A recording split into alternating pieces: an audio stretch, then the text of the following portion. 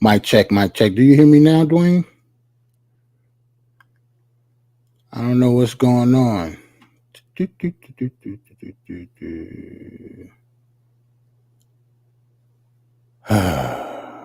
Mic check, mic check.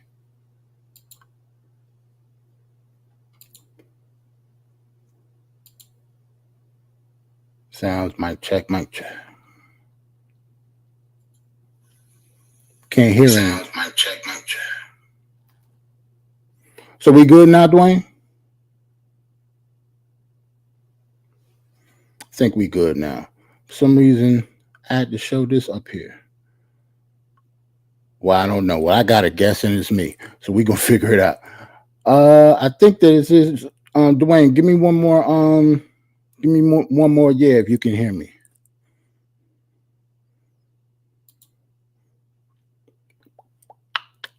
Mic check, mic check. Okay, we all good. So salute to Dwayne, only one in the chat right now. He got my audio working. Let's before anything else happens, let's just get on with the show. Welcome to Die Hard Giants. I'm your host. I am Jarrell on IG and Twitter. Before anything else goes wrong, I do know that I am late, but I was watching a Knicks game. I am a Knicks supporter heavy.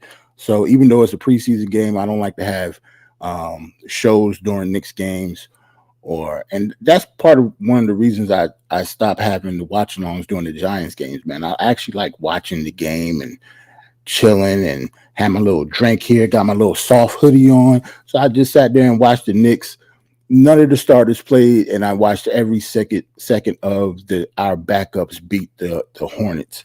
So that's how much of a sports fan I am. I'm also a Yankees fan, so I'm watching the Yankees now. Last time I checked, we were up 4-2 in the top of the seventh. I don't know if that's still the score, but we was up 2, and that's the last time I checked on the game. But I'm here now. My audio's here. We straight. I'm gonna get y'all out of here real quick. Yep, I'm gonna get y'all out of here real quick, and let's get it going, man. We hosted the Cincinnati Bengals. As you can see the score. I know if you are a Giants fan, you know how anemic our offense was. We'll talk about that. But yeah, we lost to the Cincinnati Bengals 17-7. First, we just need to get the elephant out of the room. Our guy poured one up for the big homie. I mean, don't get me wrong, he hasn't passed away, but Andrew Thomas might have a season-ending surgery. We haven't found out yet. We probably found out tomorrow. He had an MRI today. He's in Charlotte, like the image said. He went to Charlotte. Saw a specialist out there. He's going to have multiple opinions, and if he does have surgery on his foot, that he would be out for the year. So we'll be losing one of the best tackles in the league, if not the best. You know, I personally, I probably give that to Trent Williams for San Francisco 49ers, but Andrew Thomas is a lot younger. He has a lot more upside, and if I had to start a team with a left tackle, I would choose Andrew Thomas. But yeah, he might be done for the season, man. That's a huge blow. That's Daniel Jones or whoever is going to be our quarterback's blind side. So that is a very important position, probably the most important position for any right-handed quarterback. And, you know, it might be one of those seasons, man. Like, we are really, really still young into the year. There's only been 6 weeks. We still have plenty of games left. We haven't even gone through half the season. And unfortunately, we suffered our first big injury of the year. Yeah, so pray for Andrew Thomas. That's all I could think of. Like, I don't know what to say. We don't really know what's going on yet. We don't know if he is going to have the surgery. If he doesn't have the surgery and not out for the year, I'm pretty sure whatever he has or whatever is ailing him is going to keep him out for multiple weeks.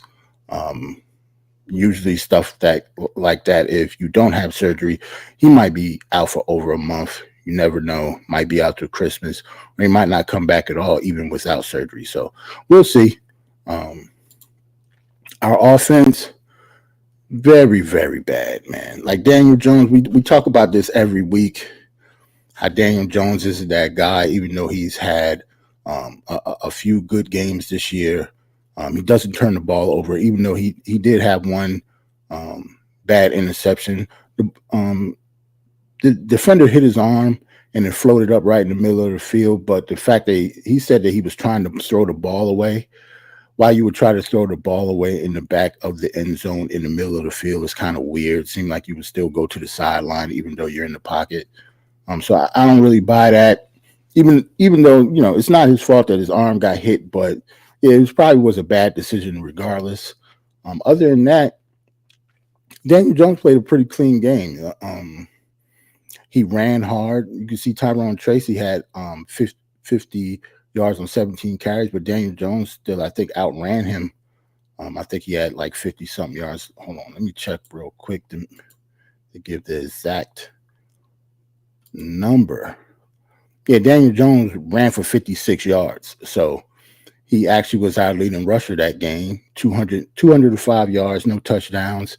Now Daniel Jones hasn't thrown a touchdown in 7 straight primetime games. So if that's not telling you, whether he's a future franchise quarterback or a current franchise quarterback, I don't know what does. It's almost like a broken record. I come up here every week and talk about Daniel Jones. I really, really try not to just shit on Daniel Jones. Like that's not what this show is about. I try to, at least I want to talk about our players positively, but when you're the starting quarterback, you're going to get most of the blame whether we win or lose. Daniel Jones is by far the most polarizing figure on our team, man. And, if he doesn't play well or don't play lights out, then we won't go very far.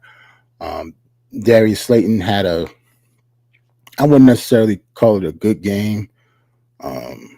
He was our number one wideout. That might be a huge problem, especially for Daniel Jones, because it seemed like he was like just throwing to him or just looking for him. I see he has 6 receptions, but I think he had like maybe double the targets, and they just didn't link up a lot. Matter of fact, speaking of that, Tyrone Tracy actually had the same exact amount of yards and catches as Darius Slayton. So even though our rookie 5th round pick had 17 carries for 50 yards, he also had 6 receptions for 57 yards. Like that's okay for a running back, but for a wide receiver, Darius Slayton he's our number one wide receiver because obviously Neighbors didn't play again. Darius Slayton was our number one wide receiver, so 6 catches for 57 yards isn't really going to cut it. We're not really going to win any games like that. Wan'Dale Robinson, another. It's almost, I can't say bright spot, but at least he didn't have that many drops this game. He was really, check down king. That's Daniel Jones' guy, especially on 3rd down for the check downs. Theo Johnson, our rookie, finally got the ball a couple of times. He had 3 catches for 30 yards. Jalen Hyatt had his very first catch of the season. It was 1 catch for 6 yards. It wasn't anything downfield, but the fact that he actually got the ball and was targeted multiple times, this is week 6 and this is his first catch. So that should show you how our offense has been this past season. Hold on, what Kareem said. Kareem said, when it comes to Danny Dimes, he's mid at best. It is what it is. Yeah, man. Like there's almost no other way to say it, because Daniel Jones isn't trash. He's not like what a lot of fans say he is. They always got to go, above and beyond. Like he doesn't suck. He still belongs in the National Football League, but does he belong in the National Football League as a starter?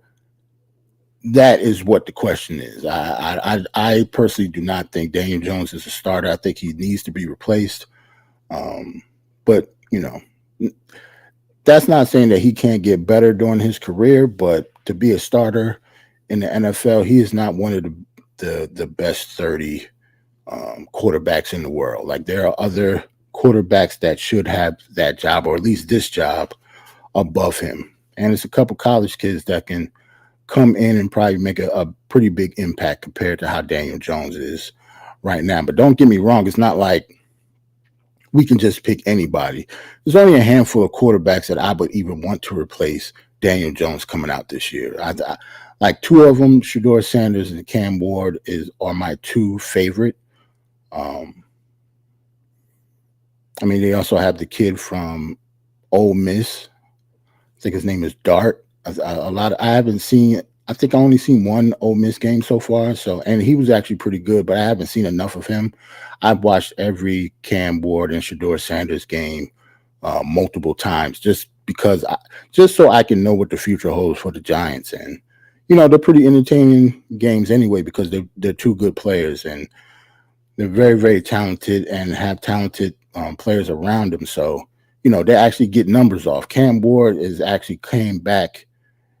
led the Hurricanes to cut like multiple comeback games, and he's actually playing lights out. And Shedeur Sanders, even though his line isn't that good, he's playing lights out too, considering what his wide receivers went through the last game that they were in. He just lost to Kansas State, I think by like 1 point, but 4 of his top 6 wide receivers got hurt in that game.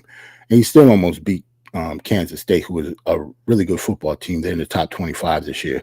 So those are my 2 top quarterbacks to replace Daniel Jones. But like I said, we're not even in the middle of the season yet. So there's no reason to actually talk about college kids coming out now because it's too early. Like, I mean, like real NFL scouts, obviously they've scouted these players for over a year now, and they know what's coming up. But yeah, there's no real reason for content creators to be talking about college kids coming out now, unless you have a channel specifically for that. If you guys haven't seen it, there is a podcast, and they're on YouTube. Is it called Once a Giant? Or it's either called Once a Giant or You're a Giant. I'm mad at slipping my mind, but yeah, they are pretty good. They actually talk about college kids coming out, and they talk about who the Giants should target, even though it's way early in the process, then the Giants might not target any of the players that they talk about, but they talk about college kids specifically for the Giants. But yeah, that was pretty much our offense, man. There's really nothing. There's nothing to really talk about, man. We're bland. We had a hard time running the ball. I'm out. I don't have any slides for Cincinnati, but the fact that Cincinnati had one of the worst defenses in the league, and we couldn't score on them, that's saying a lot, man. Like, we had the same amount of yards, but we just couldn't get the ball in the end zone. We was in the red zone, missed 2 field goals. I think we were 1 for 5 in the red zone. Tyrone Tracy got his first touchdown, so that was good for him. But as a whole, we didn't look good as an offense, especially against one of the worst defenses in the league. Now to our defense, though. Now we get to talk about something that's actually good, because Cincinnati actually has one of the best offenses in the league also. They have a top 10 offense, and we made them look like us in the last game. Like, our defensive line was killing. Dexter Lawrence, you see the stats, 3 tackles, 1 sack. Brian Burns was all over the place. 8 tackles, another sack. Azeez Ojulari came in for Kayvon Thibodeau and actually played better than Kayvon Thibodeau. So you can see that we actually have a viable backup if either one of our pass rushers go down, while Azeez Ojulari is still in a Giants jersey on the sideline. He was a starter for us. And obviously once Brian Burns came in, he took over that spot. But Azeez actually have a lot of, I think he has a lot of respect in the locker room because he's been here a few years himself. And even though his job got taken by Brian Burns, he's still a good pass rusher. The main thing with him is just him staying healthy. But he actually looked better than Kayvon Thibodeau against the Bengals. But that's not saying that he's a better player, but he definitely had a very, very good game. So salute to Azeez Ojulari for a comeback Very, very good comeback game for somebody that kind of fell out of grace, especially with the fans. A lot of people forgot about him because he doesn't start anymore. But at one point, we did draft him to be our number one pass rusher, like once upon a time. So he might be our third pass rusher now coming off the bench. But, you know, like I said, Kayvon Thibodeau went out and we didn't lose a beat with Aziz Ojulari. So he was pretty good. Let me see if I can get anybody else stats up here. I'm actually looking at the player stats on the other side. Tyler Nubin, another rookie for us, had almost double-digit tackles, 9 tackles. He had a pretty good game himself. Deontay Banks had 5 tackles. He held Jamar Chase 5 catches, 72 yards. You know, that's a nice average, but just to hold him to 5 catches. T. Higgins is the one that went off for them for 7 catches for 77 yards. But as a whole, the Bengals offense, they scored 17 points simply because of 2 plays the whole game. One was a broken play by Joe Burrow, who had the longest run of his career. I think it was 40. Don't give me a lie. I think it was a 43-yard touchdown. That was a broken play, obviously, because Joe Burrow isn't even athletic enough to. That was his longest run by far, and it was a touchdown. And he actually led the Cincinnati Bengals in rushing with 55 yards.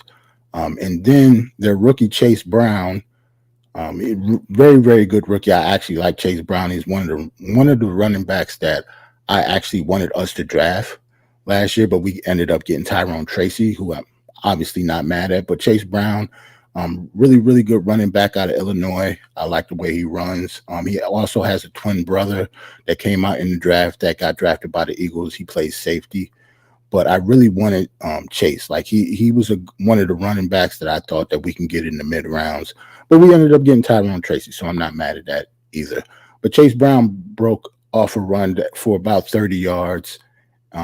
That was just that one run, but after that, he was held in check. He only had 53 yards on the day, so he really broke that one good run, just like Joe Burrow did.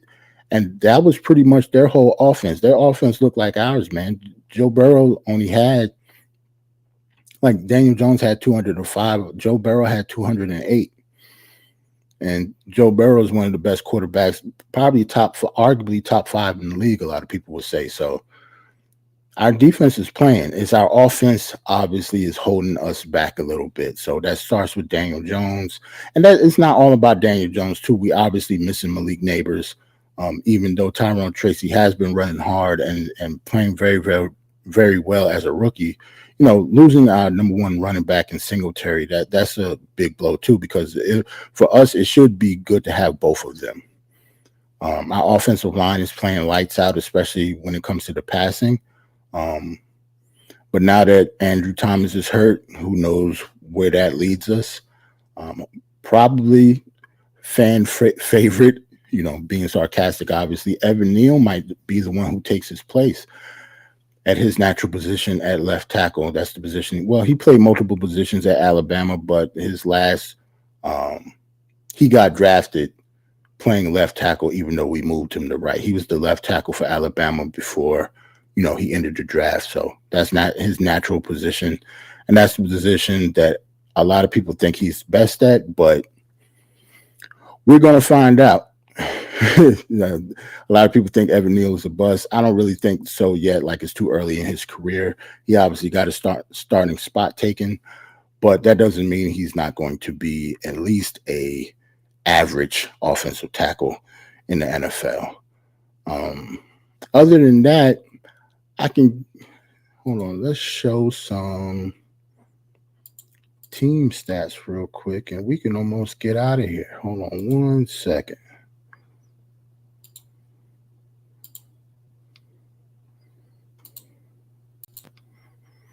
Here we go. Like I said, like look at the offensive yards, like 304 to 309. Everything is pretty much even. The passing yards, the rushing yards, the yards per play was almost even. The first down, we had way more first downs than they did. only one more third down, but it was pretty much even. Fourth down, that's one thing I did not talk about. Brian Dable went kind of nuts when it came to the fourth downs. As you can see, we went for it for 5 times. I think Brian Dable is coaching for his life, and he knows that he's kind of handcuffed with this offense. So he's going to take every chance he can to win games. So I think that's the reason why we didn't punt a lot of times or didn't go for the long field goal, because our number one field goal kicker is hurt. We got a backup that missed a couple of them already. So he decided we got to win this game. And I actually like it. Like, I don't have a problem with it at all. Like, Brian Dable, if you're on the hot seat, well, I really don't necessarily think he's on the hot seat. I don't know if he feels any heat from the organization, but fans will automatically think he's on the hot seat simply because of our record. And, this is our second year in a row being that bad. So, I don't really think he's on the hot seat. I think he wouldn't be on the hot seat without drafting or getting a viable quarterback in here. So I think ultimately him and Joe Shane's job is safe until they do that. Once they fail with their quarterback that Joe Shane picks next year, if they fail, that's when I think the seat will be a lot hotter and he might lose his job. Like, he obviously has not lost the locker room. All of our players are pretty much still playing hard, but when you kind of pigeonhole on offense, there's only a certain amount of things you can do. So that's why you have to go for it 5 times in a game. Total plays, we had way more total plays than they did. Every week I always talk about scroll all the way to the bottom. Every week I talk about time of possession. Like, we had 8 more minutes than they did, and we only scored 7 points. So other than that, is almost speechless, man. We already know what needs to be done. We just have to suffer through the weeks to actually go through with it. Yeah, man, it's pretty tough. Now, the Giants, leading into next week, we play the Eagles. We play the Eagles on Sunday, 1:00 game.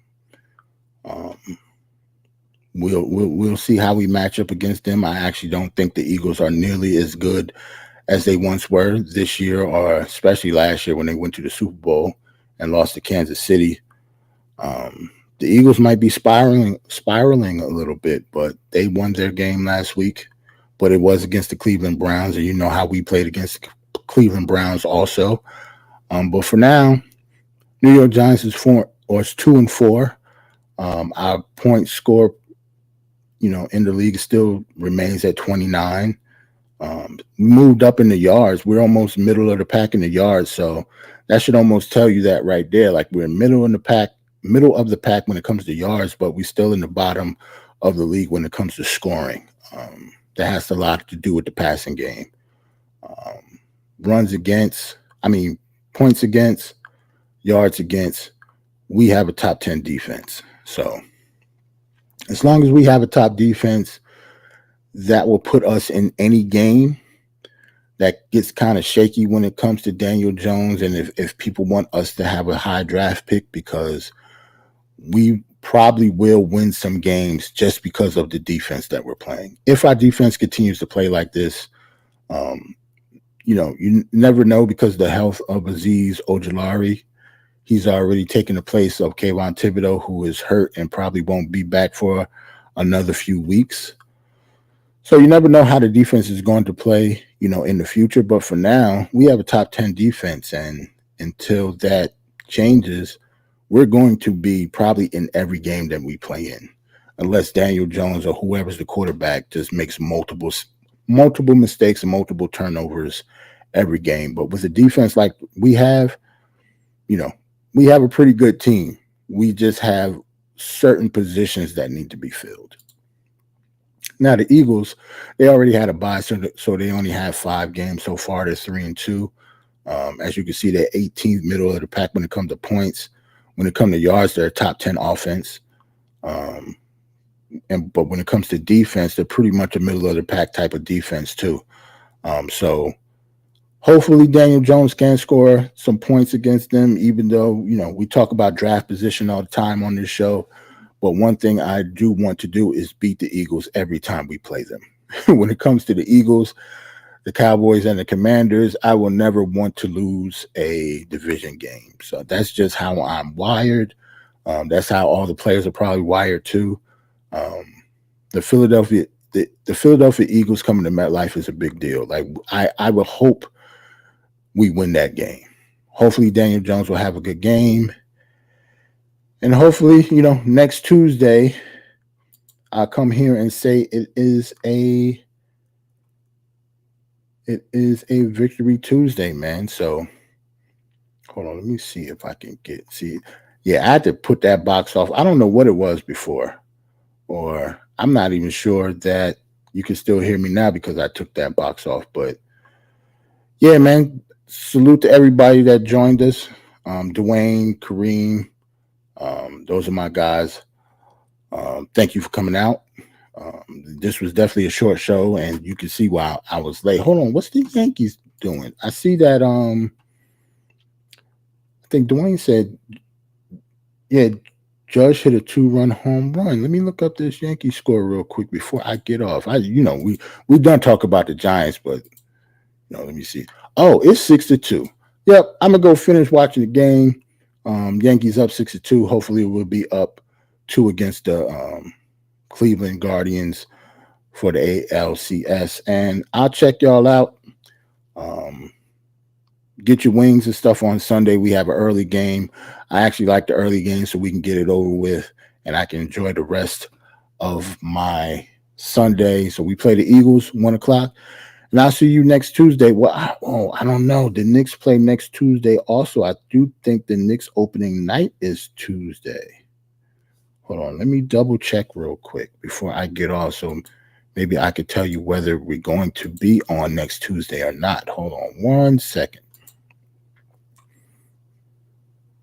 Yeah, man. The Knicks actually play Tuesday, 7:30. So if that does happen, I will still have the show. It'll just be a late one just like this. So, I'll check y'all out. Everybody have a good night and see y'all next week. Peace.